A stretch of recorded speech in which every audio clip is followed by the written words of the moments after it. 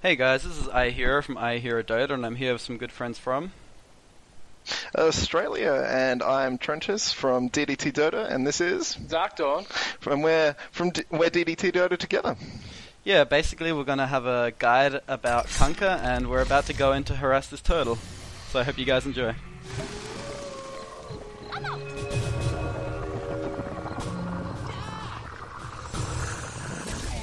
Yeah. Okay, welcome guys. This is going to be AiurHero and DDT Dota's guide to Kunkka. It's not going to be your very, very basics guide. There's many guides on YouTube you can find like this. This is going to be a few more tips and tricks that you can show with Kunkka. Maybe you'll learn a few things you didn't know about him. We're going to be going over here many uses of his Torrent. For example, its cast range at level 4, it's 1500. Which gives you a great initiation. We're also going to talk about how it gives you vision, how you can stack creeps with it, and how you can combo it with X and Ghost Ship. The Tidebringer, we wanted to talk about how far it actually hits, how the damage is calculated, and how you can use it to give yourself a sort of pseudo vision up hills or into fogs of war. For X marks the spot, we wanted to talk about its range. We wanted it's actually shown in the description, which is nice and useful. You can see at max level it's 950, which is really nice with your Ghost Ship since that has a range of 1000. We also wanted to talk about how you can chase heroes, escape from heroes, how you can initiate with it, and how you can help out friends with a TP. By that I mean you can X marks a spot while they're TPing back to base. They can refill the bottle, they can get some mana back, and then you send them back right into the battle, ready to fight. It works really well with any hero with a bottle and a boots of travel, really. I also wanted to talk about the Ghost Ship range and how to maybe aim it properly, or how to get a better chance at aiming it properly, which is when you cast it outside of its range, or you can use one of these range circles, which I've got set up to a numpad. I'll talk more about that later. And hope you enjoy the guide. Hey guys, I wanted to talk to you about how you can give vision of Fog of War or High Ground using Torrent. So I'm just going to cast Torrent up here on our friendly Alchemist and give vision of him. So as you can see, the vision comes up on the Alchemist stunning himself like a pro, and then fades away after a few seconds.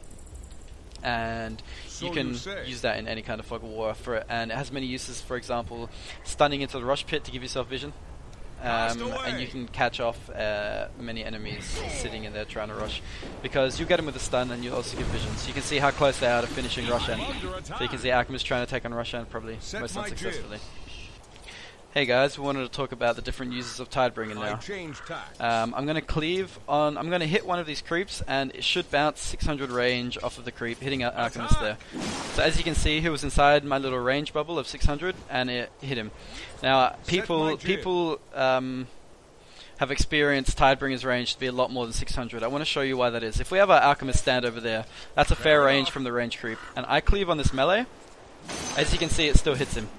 The reason for this is that if I cleave on the front melee creep, anything inside the initial cleave radius of 600, which is all these range creeps, all these creeps including the range one, it'll bounce an extra 600 off of this range creep in the back, which means that the range isn't 600 from me, but it's the range 600 from the range creep that was standing here, so around back here, which is why it's so good at controlling lanes. Because you can hit the melee creep, it'll hit the range creep as well in the initial 600 AoE, and it'll cleave, dealing damage to heroes who think they're in a safe range. Now what else I wanted to show you is a way that you can get vision with Tidebringer. I'm just going to get Alchemist to stand next to the inside that Fog of War on the left, if you can stand there over there, Trent, inside the trees, so I don't have vision of you. Sure. As you wish. Yep, keep going. Alright, that's good. And I'm now going to hit this creep, and you're going to see a little effect around here. As you can see, there was a little effect over there showing that there was an enemy in the fog. He might have also had his Lothar's blade activated. It also works if you have an invisible hero. So Trent, I'm going to get you to go invisible right there. And I'm going to hit this creep. And there was a little animation just about there that shows there was an invisible hero. This is very useful because it hits invisible heroes so you know where they are, and does the full damage as well, which means It's very great against heroes like Bounty Hunter Clinks, Gonda, Bounty Hunter Clinks, and I want to make a special mention to Broodmother because it kills all of her spiderlings very efficiently. Now I wanted to show you one more thing where if I directly hit Alchemist with my Tidebringer, it's going to do a little amount of damage. But you can increase the damage by hitting the range creep, which has less armor than Alchemist. The way Tidebringer's damage is calculated is, I'll hit this range creep, and as you can see, if you were looking closely, that did a little bit more damage than it did before, because he has 4 armor and the range creep has 0. The way the Tidebringer damage is calculated is the first target that you hit, it uses its armor for everything else that you're going to hit. So if I hit one of these melee creeps, everything it splashes off to, the range creep here, the Alchemist, is going to interact with them as if they also had 0 armor and deal equal amounts of damage to the creep and the hero. Which is why it's very useful in team fights to be hitting the thing with the lowest armor every 4 seconds. For example, if there's a Doombringer on the other team and he hasn't managed to find a creep with armor or hasn't managed to build himself an Assault Cuirass, you should always be hitting him because you're going to be doing, in the end, the most damage to all enemy heroes. Also, if there's no target that you can see that has exceptionally low armor, you should be hitting the creeps as much as possible, or just the squishy heroes, because it can really do surprising amounts of damage to the whole team after a few hits. Okay, now that we've gone over the basic uses of Torrent and Tidebringer, I'm going to show you a few nice uses of X marks the spot. First of all, you can combo an X and a Torrent. You send them right back in, and the Torrent will stun them. Next, I want to show you how to combo with the Ghost Ship, X marks the spot, and Torrent included. So I'll get the Alchemist to stand over there at the edge of my Ghost Ship range. And these creeps seem to want to have a party for a second. Okay, they're ignoring me now.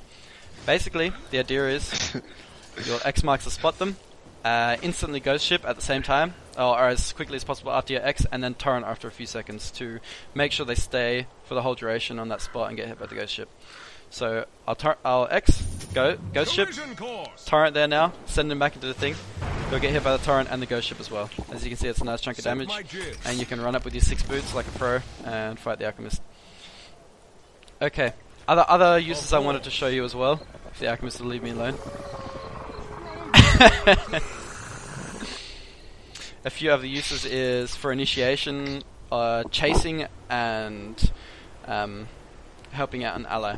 One of the uses is, say you don't want to engage to a team fight too badly. You can have a Darkseer vacuum you, or you can do it yourself. You'll X marks the spot, you'll run in and start fighting the Alchemist, and he'll get ready to stun you and do whatever he wants, but you'll get sent straight back with your X. So now you can see him out of range and he'll have to stun himself. So that's really good if the enemy team doesn't have something that will hold you there, like an Astral Imprisonment or a Shadow Demon. So you got to be careful when you're using things like that. You can also use it for a great chasing tool if this Alchemist starts running away. I can cast the X on him. He'll be running, just standing back, and hopefully by that time your team's got there and has been ready to kill him. Okay, I also wanted to show you an extra use of X marks the spot that I didn't have an opportunity to do in the previous part. I've got Trentus playing the Storm Spirit in this case, and what we're going to do is he's going to TP back to base with his Boots of Travel, and I'm going to chuck an X marks the spot on him just as he's about to return. That'll refill his bottle. He'll also get a lot of mana regen, and this is very useful for a Storm Spirit who's just spent all his mana on gambling, and he needs to get his mana back. So we're going to get Storm Spirit to TP out now. And I'm going to X him, just as he's about to get away. Now you can see he's back in the base, refilling his bottle, refilling his mana, and now he's back out here. He's got a full bottle and about 500-600 mana back. So this is just a really useful trick you can use. It doesn't have to be a Storm Spirit, just to maximize it, you let them have Boots of Travel and a bottle. And of course, while you're back in the fountain, you can spam your bottle, so that you get maximum mana regen and health regen out of it. Now that I've shown uses of Torrent, Tidebringer, and X marks the spot, I want to show you how to have a better chance at hitting a proper Ghost Ship. You can have console commands that let you put in different ranges. For example, if I press 0, you see nothing. 1 gives me 100, 200, 300, 400, and it goes all the way up. And then I have Shift 1, Shift 0, Shift 1, Shift 2, Shift 3, Shift 4, and many different ranges. For now, I'm just going to use shift 0 to give me 1000 range. That means I know exactly where my ghost ship's going to land. And I can cast right here, and Kunkka will cast the ghost ship right in that spot. If you don't happen to have this in your console commands, there's also another way to do it. I'm going to turn the range off. What you want to do is you know that there's an enemy somewhere in this area. You run back a little bit, and then you cast exactly where you want it to hit. Kunkka will run up, and once you reach the exact cast range, he'll cast it on the spot where you clicked before. So that'll hit the friendly little alchemist standing there. And don't also forget that it makes you faster and it makes you more resistant to damage for some time by letting you take half the damage for a period and then taking it later. So hopefully that lets you hit your ghost ships better. Hey guys, we're going to move into the section of catching an escaping hero that has an escape mechanism using the X marks the spot, Torrent and ghost ship combo. The idea is to cast the X marks the spot on the offending hero, which in this case is this disgusting anti-mage sitting here. Then you instantly cast your ghost ship on the same spot, and then you Torrent after 2 seconds, catching the hero again with the X marks the spot on the Torrent stun, giving you enough time to land your ghost ship on the hero. So let's just have a short demonstration of how it works. My friend Trent from DDT Dota once again is going to try and escape using his blink, but we'll see that we should be able to catch him even if he has blink or not. Okay, so X, instantly do that, chuck down your Torrent, and then X marks the spot and back into it. And they should get hit by both the things. There's not really an opportunity for him to blink out, because if he blinks during the X marks the spot, then he's just going to get further away for a moment, but be drawn back straight back in by the secondary cast. And that's basically how you catch it. Hey guys, we also wanted to test the interactions of X marks the spot with Bane's Nightmare. He's going to try and disjoint the X marks the spot effects by moving a little bit and then timing his Nightmare so that there's a small spot if he can disjoint it or not. So we're just going to test it out. Okay, so as you can see, he timed the animation just a tad before the X sent him back, which means that he can disjoint it. But however, we would also want to mention that you actually can get pulled back in your Nightmare if you Nightmare too early. So if he runs away now, Nightmare's like that, I can pull him back after the little 1 second or half a second time. And if I Torrent on that spot, if he's Nightmare too early, then it will break the Nightmare, allowing me to hit him again. So those are the basic interactions with Bane. Okay, continuing on the escape mechanisms from X marks the spot, we also wanted to show you a few tricks about Spirit Breaker and interactions with X. First, I'm going to X the Spirit Breaker, and he's going to try and escape from the X while ulting me with his Nether Strike. Okay. So you say. I'm not ready. Okay, so as you can see, through the animation, he managed to dodge the X marks the spot callback and also hit me with his ulti. Indeed. And now we're going to try Spirit Breaker charging at these unassuming bot creeps down on the bot lane, and I'm going to try and X him back and to show you the interactions if it continues charging or if it has no effect at all. Anyway, go. Now I'm going to try pull him back. And as you can see, he comes back and the animation also cancels. And there's an angry rat family coming to kill him, so we're just going to deal with the incursion and move on to the next part. Okay, now we also want to show you that X marks the spot can be disjointed by other things than magic immunity. We just saw previously that you can't escape it using a anti-mage blink with a well-timed Torrent and ghost ship, but we want to show you that you can also disjoint it with a Storm Spirit. So Dark Dawn from DDT Dota is going to try and escape the X marks the spot.